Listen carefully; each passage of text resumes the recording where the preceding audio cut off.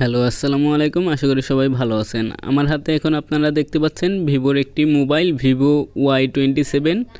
এই ফোনটিতে পাওয়ার বাটনের সমস্যা হয়েছে, এখন এটি বন্ধ হচ্ছে না। এরকম সমস্যা আপনাদের হলে কিভাবে এটি ঠিক করবেন, তো চলুন আজকের ভিডিওতে আমি আপনাদের দেখাই। আর আপনারা যদি আমাদের চ্যানেলে নতুন হয়ে থাকেন তাহলে চ্যানেলটিকে সাবস্ক্রাইব করে পাশের বেল আইকনটিকে অন করে দিবেন পরবর্তী ভিডিও সবার আগে দেখার জন্য।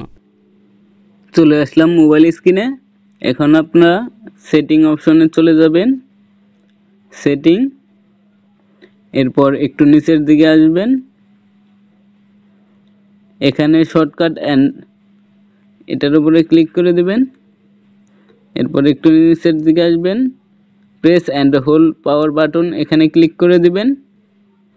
এরপর প্রেস অ্যান্ড হোল্ড পাওয়ার বাটনের উপরে আবার ক্লিক করবেন। এরপর আপনারা লঞ্চ গুগল অ্যাসিস্ট্যান্ট থাকতে পারে, এটাকে আপনারা enable to power and emergency menu, এখানে ক্লিক করে দিবেন।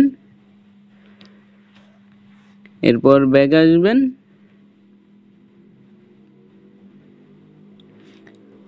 আর এখন আপনারা পাওয়ার বাটনে চাপলে এখানে দেখতে পারবেন emergency lock, power of, reset এই অপশনটি চলে আসছে।